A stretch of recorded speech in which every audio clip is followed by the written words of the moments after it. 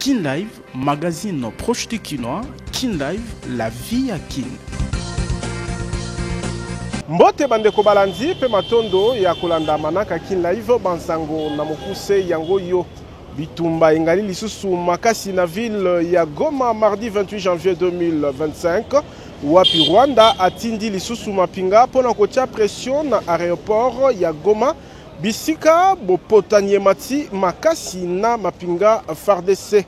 Ba manifestation ya colère elengelami na capitale ekolo Congo démocratique na ba commune nyonso 24 kobanda na Gombe siège ba institution pe bipai mususu. Ba manifestant batumbi bapine pe ba activité ezalaki paralysée na Kinshasa ba acte ya pillage pe ezali dénoncé.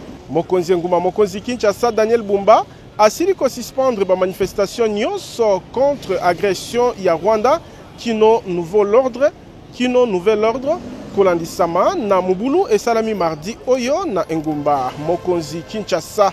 Mokonzi mboka Félix Tshisekedi Tshilombo ako s'adresser na peuple congolais kolandisama na situation sécuritaire oyo engali na este kolo Congo démocratique mingi penza na ville ya Goma wapi plan ya sortie o Emmanuel Ami na liangani ya réunion interinstitutionnelle ekotalisama na Mpwasa. Simako contrôle ville ya Kinshasa et colère des Afrique ape mokili to yaka liboso na bino pour l'hôtel Saman sotokutana kinango ignorance à la terre moko na moko ayeba boko be masolo nde tolobi Kin Live magazine proche des Kinois. Kin Live, magazine proche du Kinois. Kin Live, la vie à Kin. Ba papa ba mama bana ya Congo démocratique mbote lisusu pe matondo le bozali kokoba kosala confiance na bansango ya lokota lingala na nzela ya Kin Live édition ya lelo ekofungwama na bansango oyo bitumba engali lisusu makasi na ville ya Goma wapi Rwanda etindi mapinga na ye pona kosala pression likolo ya aéroport ya Goma bisika bopotani emati makasi na mapinga ekolo Congo démocratique FARDC. Kin Live, magazine proche du Kinois. Kin Live, la vie à Kin.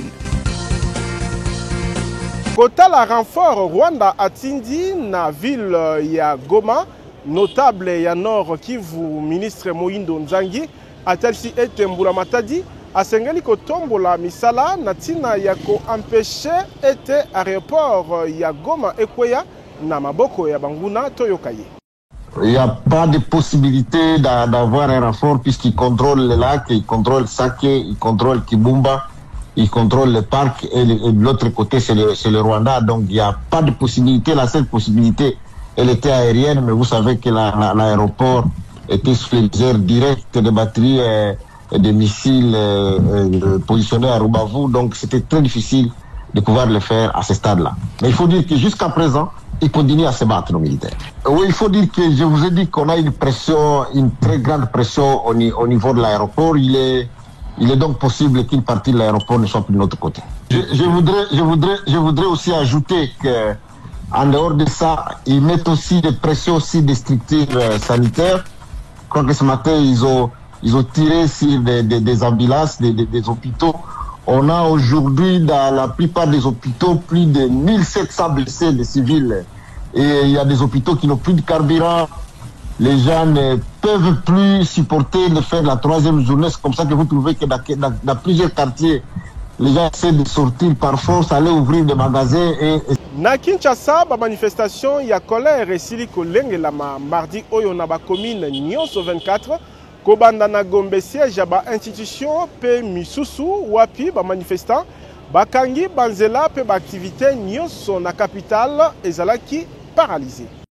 Kinshasa eningani lolenge nano eningana te mardi 28 janvier 2025 kolandisama na ba manifestation ya kanda contre agression ya Rwanda na ekolo Congo démocratique kobanda na Tchangu koleka na Mwamba Funa kino Lukunga babalabala nyonso ya capitale eyambaki ba manifestant oyo babimaki ebele liboke lokola motomoko pona kotalisa kanda Gombe siège ba institution ba activité nyonso ezalaki paralysée ezala na ba commune mususu ya capitale congolaise ba congolais batelemi lokola motomoko pona kotalisa na mokili ete maimazali koleka na mboka RDC mingi penza na eteni ya Est eleki ndelo. Bapne etumbamaki, babalabala ezalaki barricade pona ko empêcher circulation ya mituka ba moto pe batu. Pambate, ba manifestant balingaki mosala moko te esalama na capitale, lolenge ya kotalisa bomoko na population ya Est mingi penza na Nord Kivu na ville ya Goma pe soutien na mapinga FARDC na ba wazalendo. Message monene ba Congolais batindi na communauté internationale o esengeli koleka na ba action contre Rwanda o ezali kokoba ko violer intégrité ya mabele ekolo Congo démocratique. Boyeba ete ba acte ya pillage ezalaki pe signalé na ba différents coins ya capitale. Tolobi Thibaut Koyoka. Ba manifestation esili kosala mape liboso ya ba mission diplomatique pe ba ambassade lokola ya France, Belgique pe ya Rwanda oyo kutu esili kopela moto. Ba ambassade ya bikolo lokola Rwanda, France, États-Unis, Belgique, Uganda pe misusu ezalaki ciblé na ba manifestant. Pambate bikolo oyo efundami ya kozala complice ya makama ezali kokomela bana ya Congo démocratique na ngambu ya Est na nzela ya lisungi bapesaka na mboka ya Paul Kagame mokonzi ya ba M23 lisanga ya batomboki o bazali kotia bomo ya population na kokoso na Est ya mboka. Pona kotalisa kanda, ambassade ya France ezwami na balabala mojiba na commune ya Ngalema etumbamaki moto.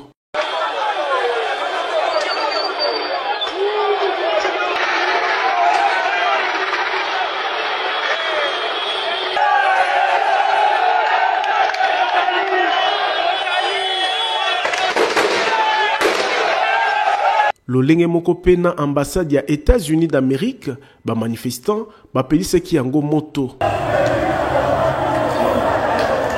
Sombele Suka Bisanga, ezalaki na bâtiment ya ambassade ya Rwanda na Kinshasa, ezwami na balabala justice na commune ya Gombe, yango pe, ezwaki lumbe ya peuple congolais.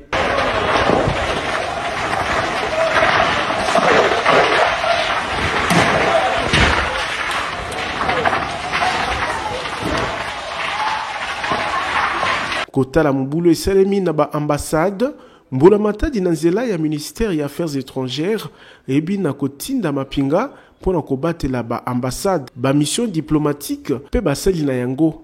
Kasi, message à peuple congolais na communauté internationale e yokani. Tolobi, Thibaut Koyoka.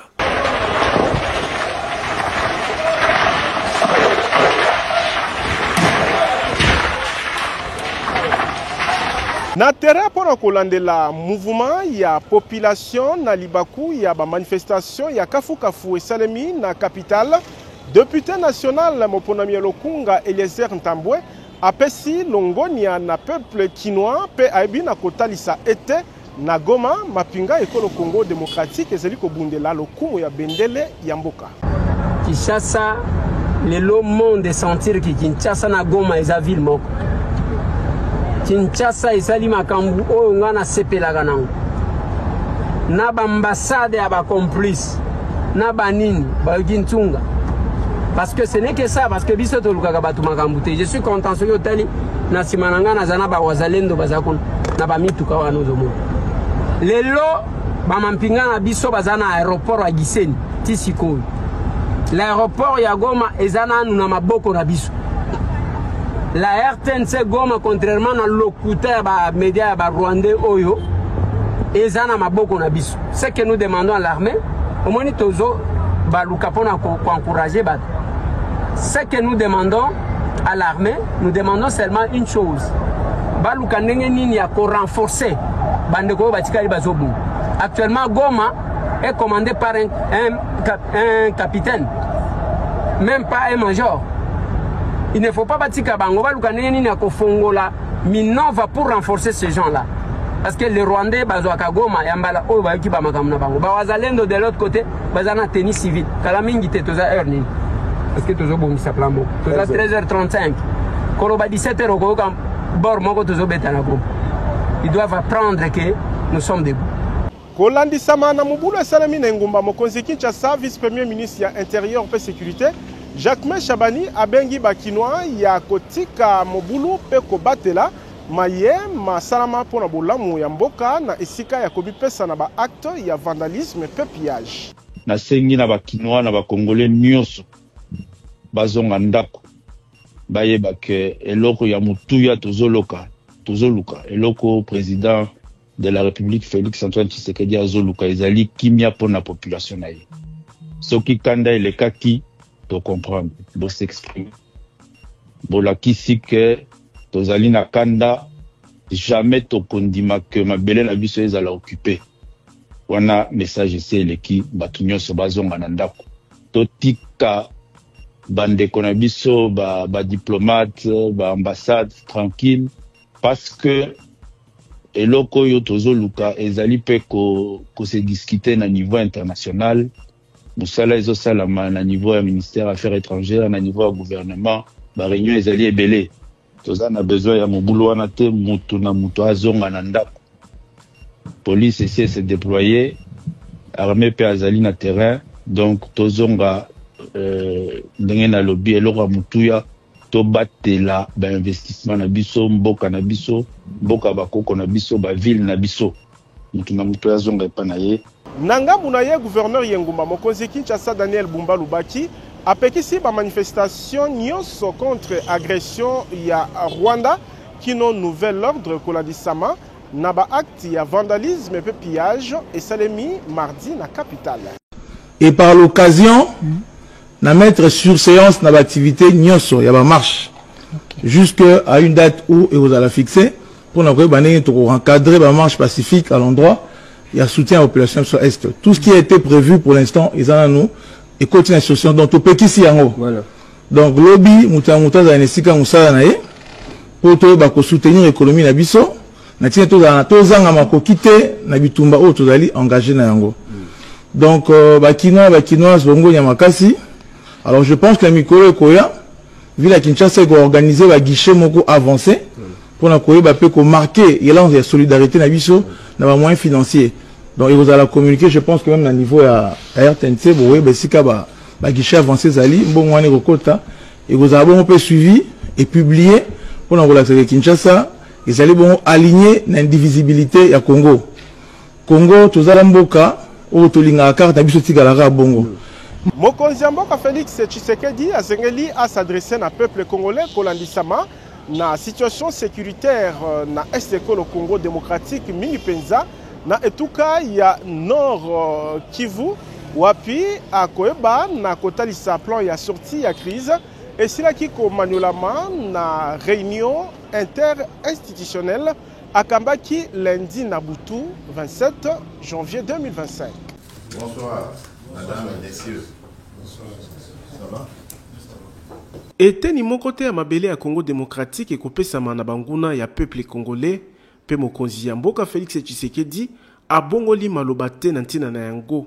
Lundi 27 janvier na cité ya Union africaine, mokonzi ya mboka kambaki réunion interinstitutionnelle wapi balobelaki na mozindo likambo ya bokengi na esekolo Congo démocratique na ngonga oyo FARDC ebi na ko déjouer tentative ya kokwisa Goma na ba M23 na lisungi ya Rwanda. Na koyoka mokonzi Assemblée nationale Vital Kamerhe Nord Kivu et Sengeli Eko Kambama Nabakambi Mokonzi mboka ponaki. Nous avons, comme vous vous en doutez, parlé essentiellement de la question à l'est de la République démocratique du Congo. C'était une évaluation de la situation qui prévaut à l'est et particulièrement dans la ville de Goma. Nous tenons ici, au nom du président de la République, à féliciter la population du Nord Kivu, les vaillants combattants des forces armées de la République démocratique du Congo et les Wazalendo.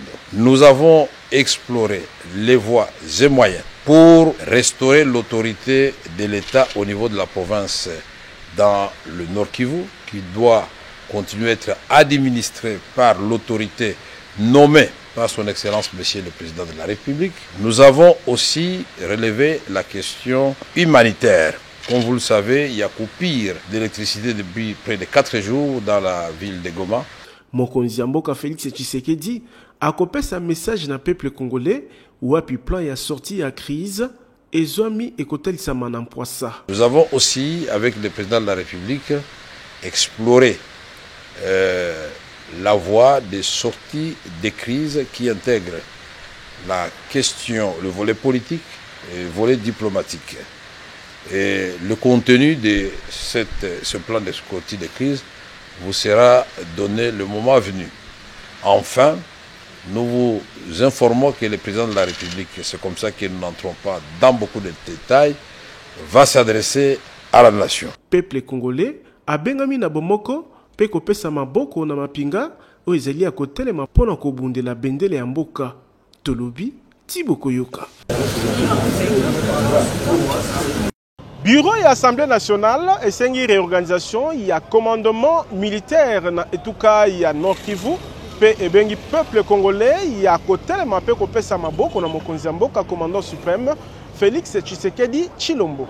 Kolandela na mozindo mambi matali bokengi na este ekolo Congo démocratique nde mama na likambo elobamaki na liangani ya bureau et Assemblée nationale o efungwamaki na ba membre ya commission défense et sécurité na bokambami ya professeur Vital Kamerhe sima ya liangani ba députés nationaux ya Nord Kivu pe Sud Kivu na bituka misusu bazalaki consulté kati na ba recommandation ya bureau et Assemblée nationale et sengi réorganisation ya commandement militaire na Nord Kivu. Le bureau de l'Assemblée nationale de la République démocratique du Congo salue les efforts diplomatiques menés par le président de la République Félix Antoine Tshisekedi Tshilombo, chef de l'État et commandant suprême de forces armées de la RDC, ayant abouti à la convocation en urgence de la réunion du Conseil de sécurité des Nations Unies tenue le dimanche 26 janvier 2025 pour examiner la situation sécuritaire en République démocratique du Congo. 2. Le bureau de l'Assemblée nationale réitère son soutien au président de la République, commandant suprême de FARDC et de la police nationale congolaise,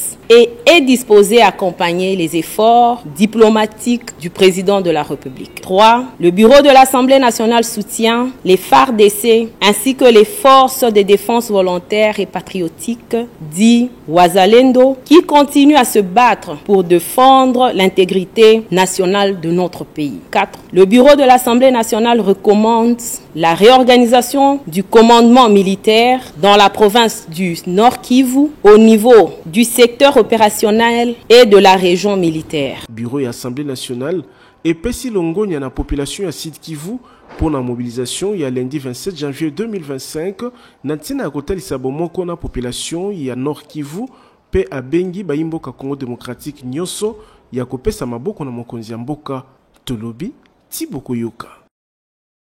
Koleka montango ya 500 au Niger ya droit de l'homme bazali pene ya kopesa maboko na mbula matade ko le Congo démocratique na cadre ya procès RDC contre Rwanda oyo kofungwama na Arusha na février 2025 ba manifester volonté na bango na libaku ya atelier vice-ministre ya justice pe contentieux international Samuel Mbemba alengelaki lundi na hôtel Fleuve Congo.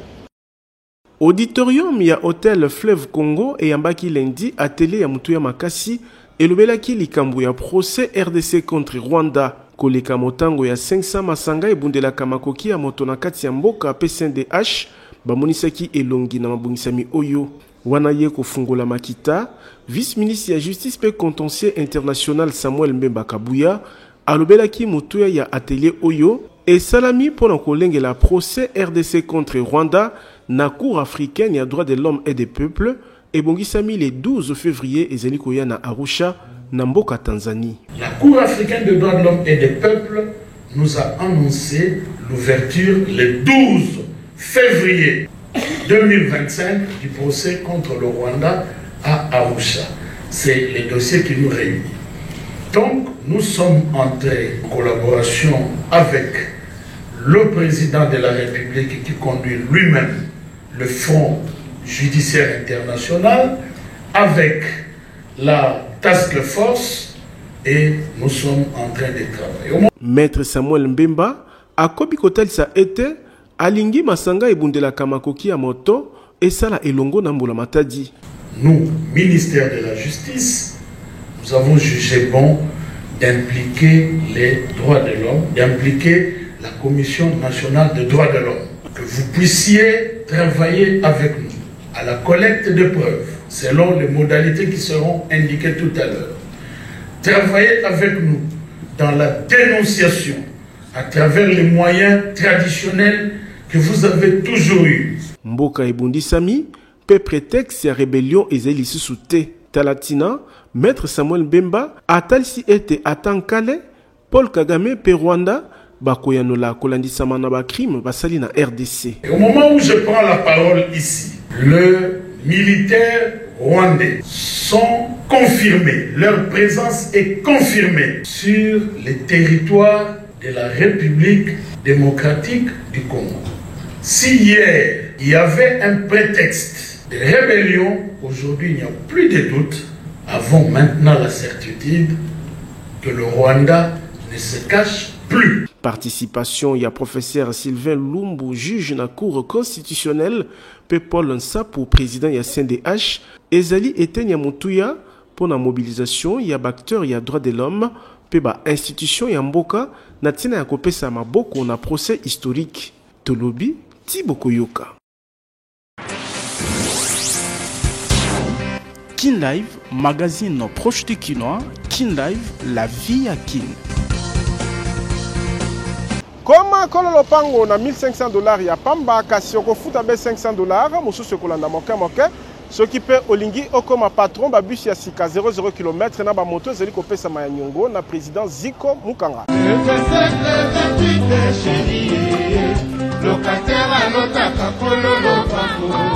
Soki olingi otika kolotaka kololo pango na suka ya sanza pe kolongwa na vie ya kilocataire na Kinshasa, président Ziko Mukanga Makila Lumumba acheli bisomi bange na ba concession Mukanga 1 na commune ya Ntele pe Mukanga 2 na commune ya Maluku po okoma kololo pango na ba concession na ye lopango ya 20 sur 20 ezali na $1,500 ya pamba kasi okofuta avance ya $500 ya pamba o etikali okofuta moke moke pendant 12 mois.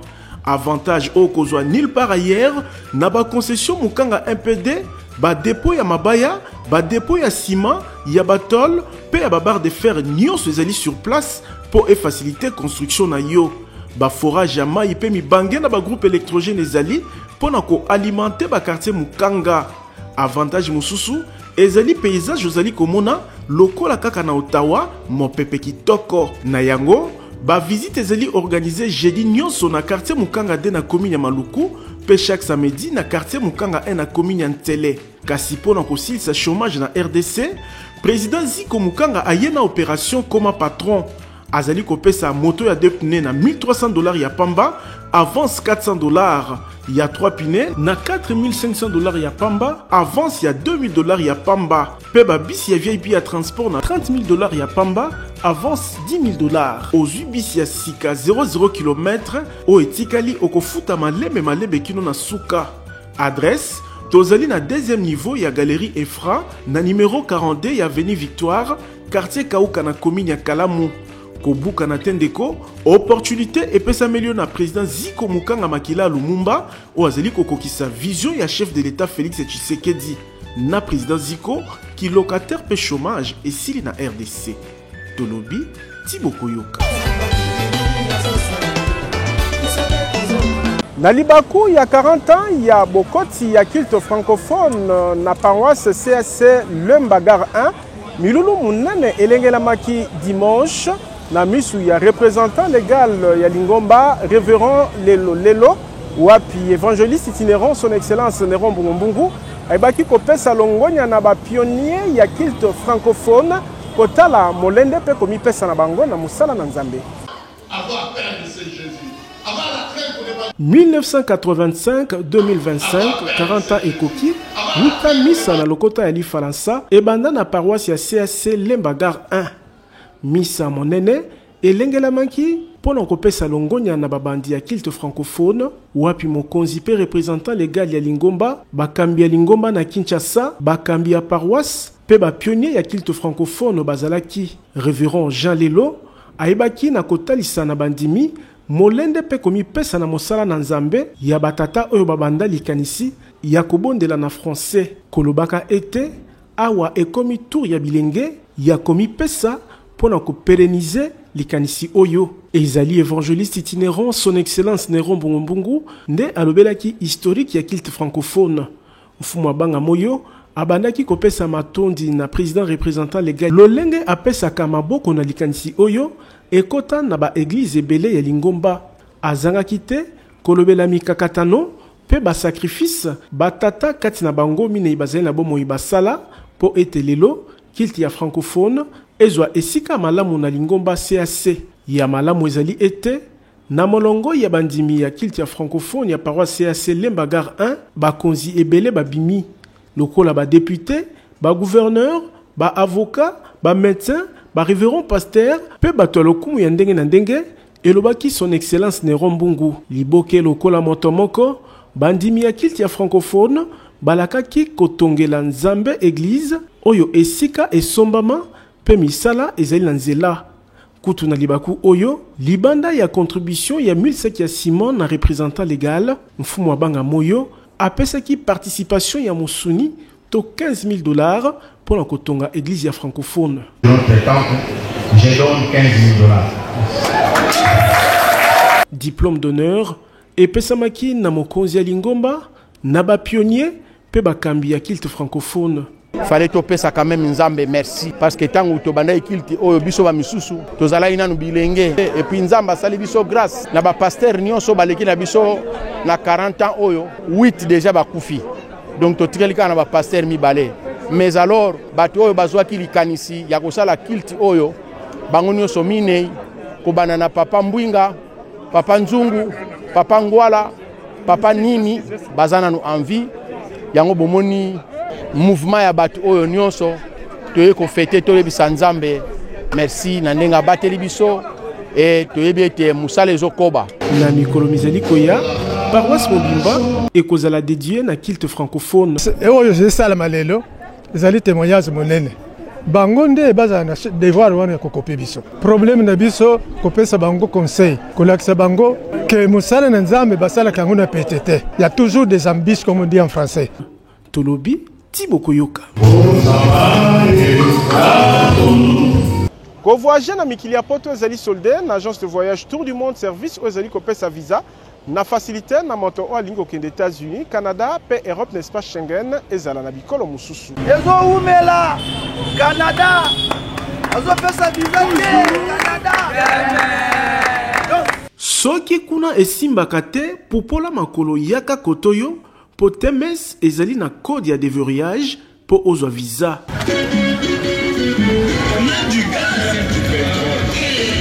Moto a découragé otendeko projet na yo ya kokende Canada, États-Unis, Europe pe bipai na bipai ezali toujours possible et réussir soki osali confiance na Tour du Monde Service, agence certifiée o ezali spécialisée na ba démarche ya visa peut prise en charge à montagnons soigner qu'on voyager. Quand on connaît. Et quand on ne connaît pas, on apprend. Tango kuna bazali ko beta banzadi, na temes toro toujours, poso ele kakate, kozanga ko accompagner ba lauréat visa Canada, États-Unis, Europe n'espace Schengen, Chypre, Turquie, pe bipai na aéroport. Yoyaka, pesa biso ka confiance. Ndenge bokoki komona na misu, ba lauréat misatu bazu visa Canada, Katina Bango, coordonnateur ya Tour du Monde Service, où ya keyi ko renouveler ba contrat na ba partenaire pour na accueil ya ba client TMS. Sima ya kozwa ba passeport na visa Canada, direction aéroport international Yanjili. TMS likolo, TMS. Tala bandeko na Canada, mboka malili na esengo. Cordo Yoana kacha Canada. Ndeko mwana ya Kinshasa pe ya Congo démocratique, kobuka na te yaka na temes po awa irataka te. Tozali na numéro 5151 ya balabala Kasavubu, quartier Matonge 1 na commune ya Kalamu. Na temes visa nde visa. Tolobi Tiboko Yoka. Bokono ya misuna ya minu ezui lobiko na nzela ya Fondation Oila na bokasi ya clinique ophtalmologique pédentaire superotique ezomi na rond-point Ngaba esika bazwaka transport ya Zando.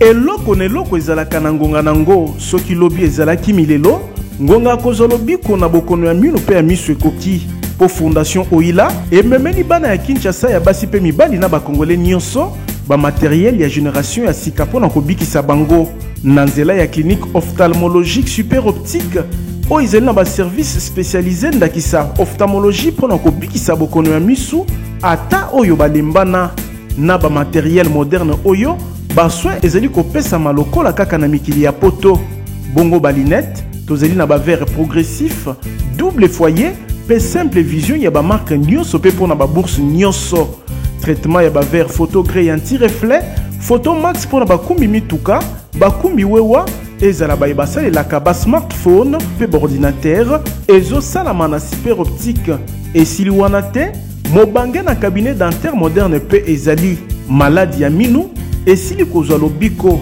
na baéquipement ndakisa fauteuil moderne oyo ovandi neti omati na cheval pasi bosana lobiko ezali koya chirurgie dentaire ya basorte nyonso ezali kosalama minu ekatana osekaka lisusu te awa minu ezali kozonga mobimba pamba te baprothèse ya baforme nyonso ezali kosalama soki minu ekoma sali te super optique ezali kosukola pe blanchisserie dentaire ezali minu ezonga kongala lokola mapata radiologie dentaire pe ezali nyonso na prix ya bana mboka adresse tozali na rond-point Ngaba en face ya station Kobile esika bazwaka transport ya Zando maladi na yo ezwi lobiko tolobi tibokoyoka.